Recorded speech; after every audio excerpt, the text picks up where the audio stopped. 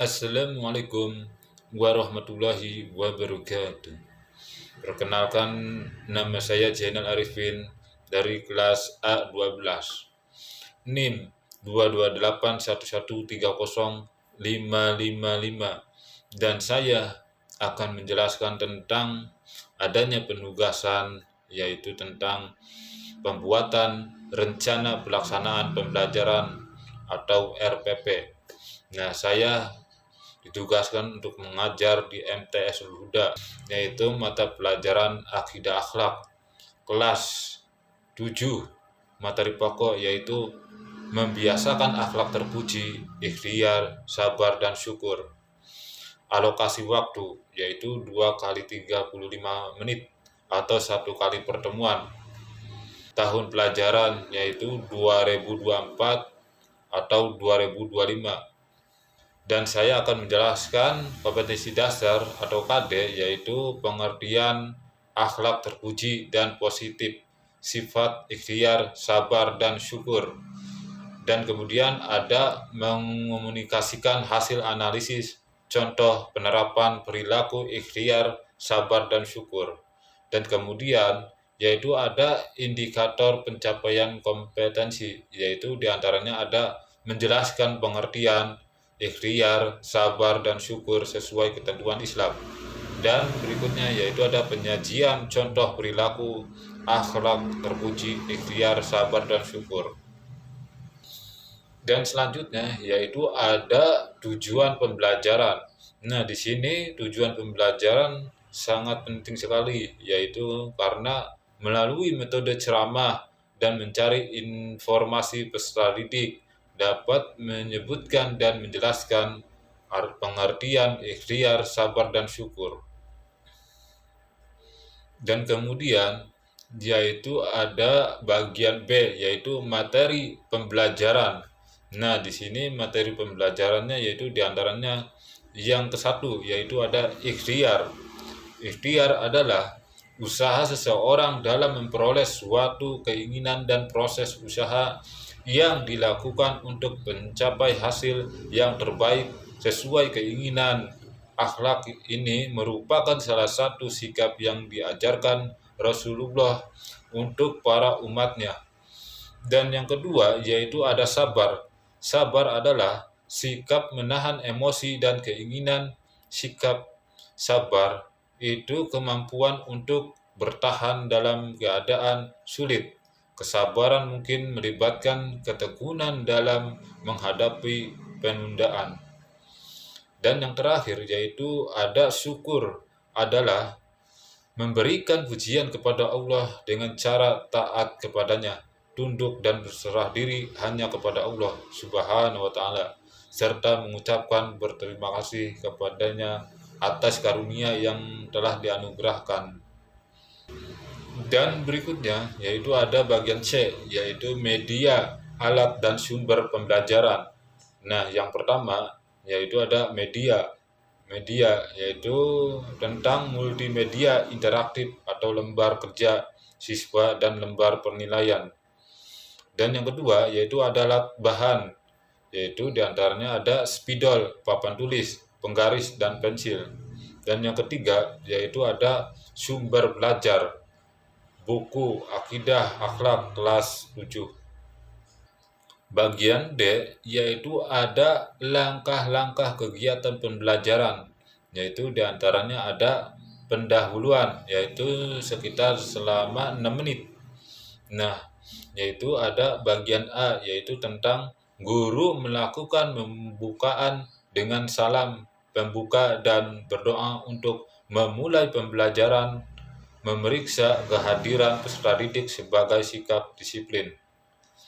Dan yang ke bagian B yaitu ada guru mengecek kehadiran peserta didik yang aktif di grup WA.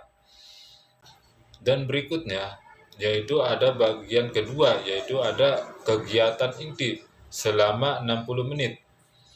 Di antaranya yaitu ada bagian A, yaitu guru mengirimkan materi berupa buku tentang membiasakan akhlak terpuji, yaitu ikhtiar, sabar, dan syukur. Dan bagian B yaitu ada guru memberikan penjelasan tentang ikhtiar, sabar, dan syukur melalui file PDF yang dikirim di grup WA. Dan bagian C, yaitu ada guru memberikan kesempatan kepada peserta didik untuk mempelajari materi yang telah dikirim WA. Dan bagian D, yaitu ada guru memberikan tugas kepada peserta didik, selanjutnya tugas tersebut dikirim melalui WA. Dan yang terakhir, yaitu ada bagian E, yaitu guru dan peserta didik membuat kesimpulan tentang hal-hal yang lebih dipelajari terkait cara membaca buku dengan teknik yang baik. Peserta didik kemudian diberi kesempatan untuk menanyakan kembali. Dan kemudian, yaitu ada bagian ketiga, yaitu ada kegiatan. Nah, kegiatan sini yaitu selama 4 menit. Nah, diantaranya yaitu bagian A, yaitu guru memberi nasihat kepada peserta didik agar tetap mau belajar walau dalam kondisi pembelajaran dan mengingatkan agar menjaga kebersihan dan tetap semangat dalam belajar dan beribadah. Dan bagian B, yaitu ada guru membuat rangkuman atau simpulan pelajaran tentang poin-poin penting yang muncul dalam kegiatan pembelajaran yang baru dilakukan. Dan selanjutnya, yaitu ada penilaian. Nah, di sini penilaian itu diantaranya ada sikap spiritual. Nah, di sini itu bagian A ada teknik penilaian, yaitu tentang penilaian diri. Dan bagian B, yaitu ada bentuk instrumen, yaitu tentang lembar penilaian diri. Dan kemudian, yaitu bagian nomor 2, yaitu ada sikap sosial. Nah, sikap sosial di sini yaitu ada bagian A, yaitu teknik penilaian, yaitu tentang penilaian antara peserta didik. Dan kemudian yaitu ada bagian ketiga, yaitu ada pengetahuan. Nah, di sini pengetahuan itu yaitu ada bagian A, yaitu teknik penilaian, yaitu tentang tes tertulis. Bagian B, yaitu ada bentuk instrumen, yaitu tentang uraian. Dan kemudian yaitu ada bagian 4, yaitu keterampilan. Nah, keterampilan itu diantaranya ada yaitu bagian A, teknik penilaian, yaitu tentang tes praktek. Bagian B, yaitu ada bentuk instrumen, yaitu uji kompetensi atau uji praktek kinerja.